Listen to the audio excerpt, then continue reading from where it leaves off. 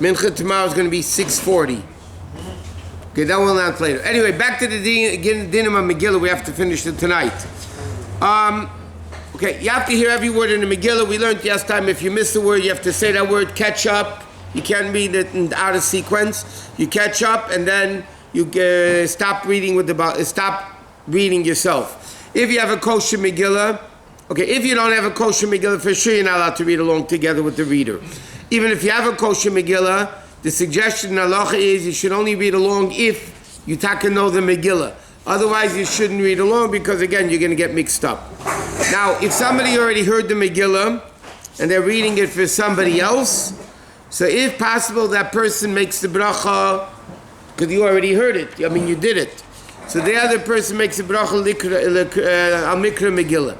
What happens if you read it for women after you were yaitz already and there's only women or one woman? So then the woman makes the bracha l'shmaya Megillah, and if she can't, so then the one reading it for her also makes the bracha l'shmaya Megillah.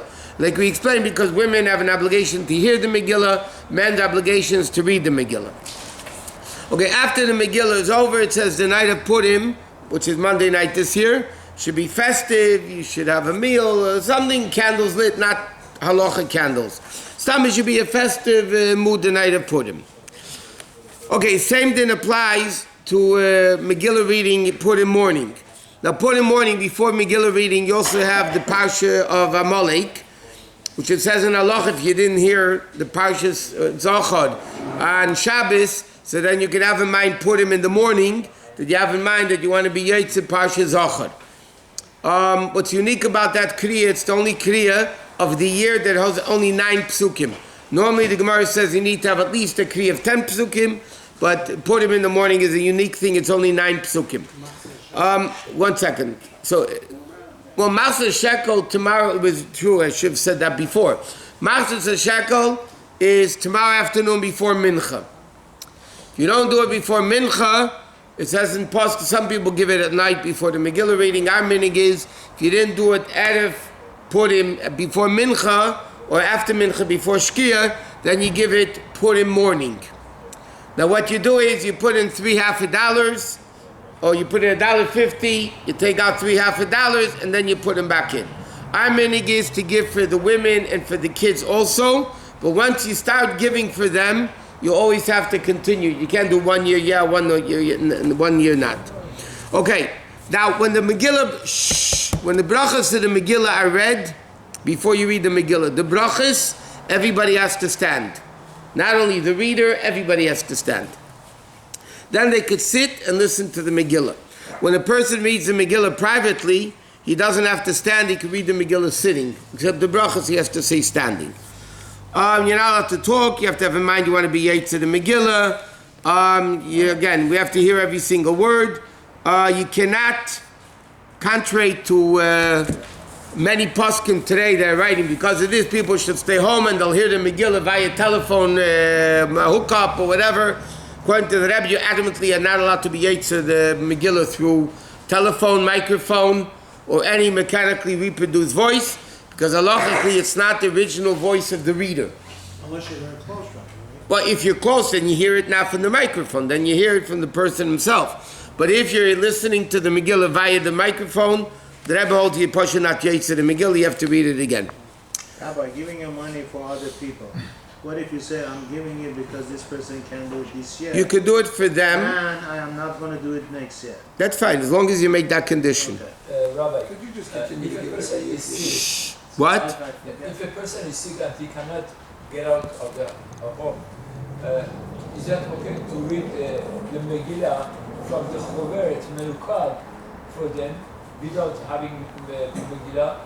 No, you're not yaitz to the Megillah, you can't make a bracha, be a bracha of Atola. Without bracha, just read. If it's not a kosher Megillah parchment, you're not yaitz to the mitzvah Megillah. So if the guy stuck at home, first of all, they should arrange people to go lane for them. That's number one. And if that can't be, they should at least read it from a chumash, but they're not yaitz to the mitzvah, just to remember the concept of Purim, but you're not yaitz to the mitzvah. You have to be yaitz to the mitzvah any time of the night, and any time of the day. You have to read it twice. There's a night mitzvah, day mitzvah. We mentioned that day mitzvah is more important than the night mitzvah. So if you read from the Chumash without bracha, It's worthless. I mean, it's better than watching television. But you're not getting the mitzvah of reading the Megillah. What you're getting is you're living the miracle of the Megillah. But the mitzvah of Megillah has to be from a kosher Megillah. By the way, the dinim of Megillah are not as strict. I'm saying the kashrus of the Megillah is not as strict as it is in the Sefer Torah. Anyway, our minig is to listen to the Megillah in Rashi's tefillin. Okay? Now, when you hit, it's a Saffiano. It's one of the few times in halacha that the Tzemach Tzedek argues on his grandfather, the Alter Rebbe. There's a big machlekes in halacha. Do you say Saffiano again, Purim day? Some poskim say you only make it at night, not during the day. And that's the way the Alter Rebbe writes, by the way. You only make Saffiano at night, not during the day. Tzemach Tzedek argues, and he says, who am I to argue on him? But still, Teirehi. And the Tzemach Tzedek says a few reasons why you have to make a Saffiano during the day, which is our minig. We follow the Tzemach Tzedek in this case, and we do make a bracha Saffiano. Firstly, he writes that the main bracha, the main Megillah reading is day. Secondly, the Saffiano of day is supposed to remind you of the other. You have to have in mind Mishleach Manas, Matanas Avyenim, Sudas Purim. They're all included. And then he brings on another interesting thing, that there are poskim that hold on Saffiano there's no bracha v'atola b'chlal. So normally you say the rule Safik brachas lahakil, but on the bracha Saffiano, because what you're saying is Saffiano v'kimano v'giyano l'zman, that's not a bracha in vain. It's a reality. Okay, now you have to give Mishleach Manas Matanas Avyenim. Is that the same law for shofar on the second day of the Rosh Hashanah? Second day is a different din. Over there you make a Saffiano, but it's better to wear a new garment. Put him there, you don't have to. Okay, now what's very important is because a lot of people send Shalach Manis with shuttles and all those types of things. Well, realistically speaking, you do not fulfill your mitzvah of sending Mishleach Manis through the shuttles. Practically speaking, it's impossible almost that it should be done correctly for a lot of reasons. Number one, Mishleach Manis and Batanas Avyenim have to be given during the day of Purim. You can't give Mishleach Manis the night of Purim. Tomorrow night, Monday night, you can't give Mishleach Manis because then you're not Yaitze. It has to be during the day from sunrise to sundown. You have to give Mishleach Manis and Matanas Avyenim. So therefore, at the minimum Mishleach Manis, you have to give 2 edibles to one person. 2 edibles to one person. Now, how big do the edibles have to be? According to many poskim, and that's the way we hold also, it should try to be a kazayas at least. Each one should be a kazayas.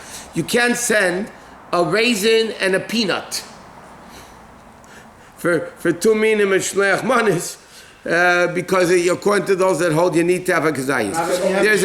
There's another myth, which is like all the other myths. I heard a bunch of them today, but Mishleach Manis has to be 2 separate foods. They don't have to be 2 separate brachas. I mean, all the poskim, right? Nobody knows where that comes from because it doesn't say anywhere that it has to be 2 brachas. If you send an apple and a pear, okay, or a can of soda and a bar of chocolate, even though they're both shahakal, you still did the mitzvah. You could send 1 drink and 1 food, or 2 foods, or 2 drinks, whatever. Mezainis is also, no problem. Huh? Mezainis is also. If they're different types of mezainis. Yeah. Not 2 exactly cheese danishes. Right. Okay. Apple cake and a pumpkin pie. Even though today, to buy a cheese danish, you have to borrow money from the bank. That's To buy a cheese danish what today. else? What else, Rabbi? About a shitfus, can you have shitfus? Like, for instance, like you have a cake and they have these things where you put on the list of people. Are you allowed? That's to what I'm saying. They're called Purim shuttles in English. You know, so I'm asking if you're allowed to be. You want to list it? I'm talking about that. I said the problem with that is that you're probably not going to be yaitze. Number one, a lot of times they don't deliver it on Purim. That's number one. Okay, if that's not It is the time. Trust me. The shuttles deliver at night. They have somebody delivering it. See people at night. They deliver it. That's the way reality. Then there's another problem. Let's say you have 20 people in the shuttle signed up to send you Shalach Manis, which means that for the Shalach Manis to be yated properly, you need to have 40 ounces of food. 40 items. Well, 40 items and each 40 ounces, Right. correct. Yeah. Now, rarely, if it's only 20 people on the list, you rarely have 40 objects in that Mishleach Manas to be ate to the mitzvah. They do it, it's a fundraiser, it's a good thing, it's a great fundraiser. Okay, you said one person. But at least a person, even if they send with the shuttles, should the day of Purim send at least one kosher shalach manis to a relative, to a friend, at least 2 edibles to one person. Men could not send to women, women should not send to men, but you can send to families. In fact, Poskim discussed, there's a great discussion in Poskim, family today, B'chal, families sent to families. So the question is that actually a personal shalach manis? So the proper thing to do is sometimes you say this is from the father, so this is from the mother. Especially if you're sending to a woman who lives alone, then the man shouldn't be sending anyway. So then you say this is from the woman. Whatever, the woman to women. Rabbi, 1 second. You said one person.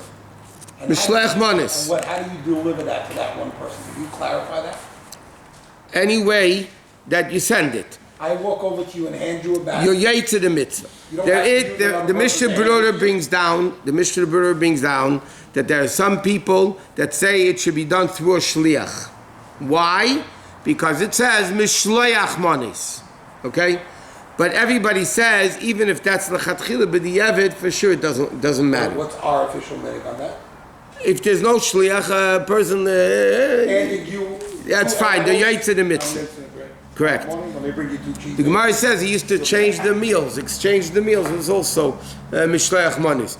But you shouldn't. Now, matanis lavyenim, you have to give 2 poor people 1 coin each, and you can't give a penny anymore. It's a question of if that's even a pruta. It has to be minimal. Oh well, yeah, it's cheap, but a nickel and a nickel at least. Now, what happens if there's no poor people around? You know, everybody's rich.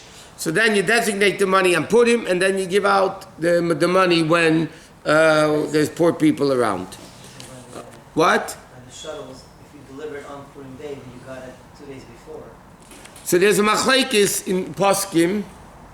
The machlekes in Poskim, when you say you have to give Mishleach Manas that day, doesn't mean you have to give it, or does it have to be received? And their day is both ways. For instance, if I overnight the shalach manas to you Monday morning, this is before Purim, I overnight it, but you get it Tuesday. So my yetim mishlach manas because you got it on Tuesday. Or do we say no? I have to send it on Tuesday. So what happens if I send it on Tuesday overnight? You get it Wednesday. So there's a machlekes poskim both ways. Some hold it is good, some hold it's not good. Both cases. So therefore, the halacha is, practically speaking, again, 1 mishleach manis, you need to do properly, giving it that day, getting it that day, in a way that it is proper. Shabbos too. Sometimes you Huh? Shabbos you do that too. On a bar mitzvah present, you tell them that it's not for the day after Shabbos you receive the present. Yeah, but that doesn't necessarily work by mishleach manis. That come in, if you give them, What? The marshal tomorrow, they shouldn't have to come. Not tomorrow. If they come Tuesday, while we're davening. and you give them money, you get them if they're poor. That's a different issue. That's not our business. Right. If they call our patient yad naisimly. Right, but that's officially, that's Matanos Laviyah. Yeah. What's the definition of poor? That's a good question. Person who needs money. They're running a tough budget. A couple of bucks in the push. Well, and the Gemara says if you have 200 zuz, then you're less than 200 zuz, you're poor. And you're not, then you can take tzedakah. If you have over 200 zuz, but what's the question, how much is 200 zuz, and what it applies today. The pearl today, the halacha is if people need money, they need money. They don't, they don't have extra money in the bank, and they have this living, Walking that's- around collecting. Machem Shinazam Meisam Mechem Beba Mayin Kim Shivala Gal Teira Bechanan Makashi Med.